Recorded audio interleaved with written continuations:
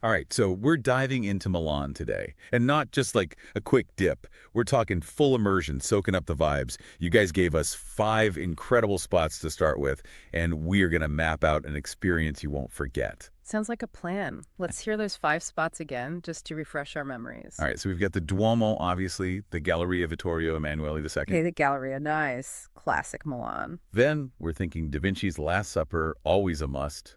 And to round things out, Sforza Castle and Teatro alla Scala. Now you're talking. A mix of art, architecture, history. We might need more than a deep dive, maybe a whole expedition. No, tell me about it. But all right, where do we even begin with all this? You know Milan way better than I do. Well, gotta start with that first pinch me moment. Right. Yeah. And for me, that's the Duomo. Picture this. You wander out from one of those charming little side streets, right into the Piazza del Duomo, and bam! There it is, this massive Gothic cathedral, like something out of a dream. Oh, I can only imagine. But it's not just the size, is it? I mean, Yeah. yeah, being one of the largest in Europe is impressive and all, but what else makes it special? You hit the nail on the head. It's the details, the craftsmanship, that Candolia marble glowing in the Italian sun. Centuries of work went into this masterpiece. Talk about awe-inspiring. I bet you could spend days just looking at the details. What should people really be looking for to get a sense of its grandeur? Keep an eye out for how the light plays on the spires. It's magical. And all those statues, each one with a story to tell. Oh, and picture this.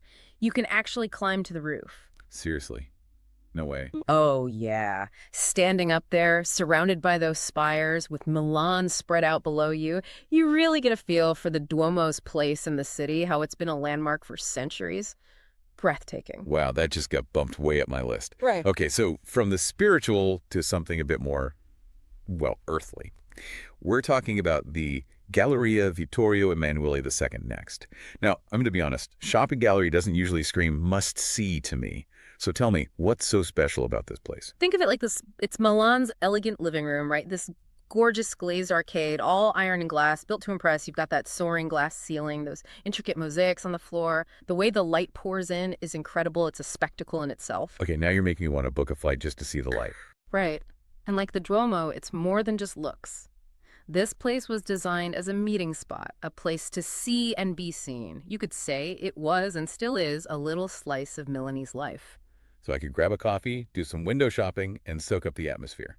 Sign me up. Okay, moving on from grand architecture to a masterpiece on a smaller scale, but no less impactful. Mm. You have to talk about Leonardo da Vinci's Last Supper. The image itself is iconic, everyone's seen it, but what makes seeing it in person so different? What's that experience like? It's all about the intimacy and the setting. You're standing in the actual refectory of Santa Maria delle Grazie, the place where monks once ate their meals. You can practically feel the history in the walls and that fresco. You feel its fragility, how the light hits it. It's really moving. It must feel so different to see it in person, the scale of it. Exactly. Photos just can't capture that, or the details, the expressions on the disciples' faces. You really understand why this painting has captured imaginations for centuries. It sounds like a pilgrimage for art lovers. Speaking of journeys, let's move on to Sforza Castle. What awaits us within its walls? Sforza Castle is a trip through Milanese history, no doubt. This place was a powerful fortress back in the day, and now it's home to these amazing museums packed with art and historical artifacts.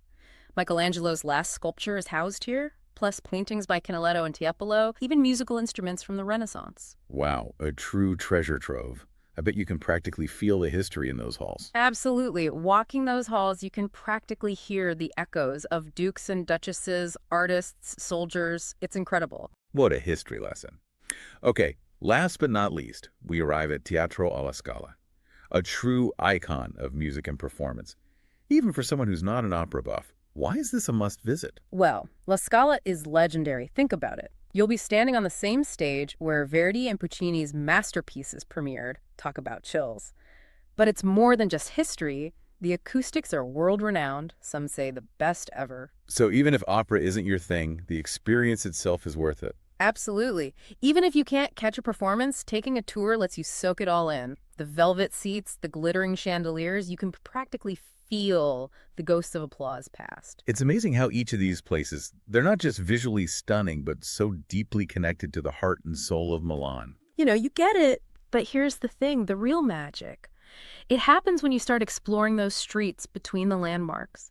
Those little trattorias tucked away. Artisan workshops, hidden courtyards.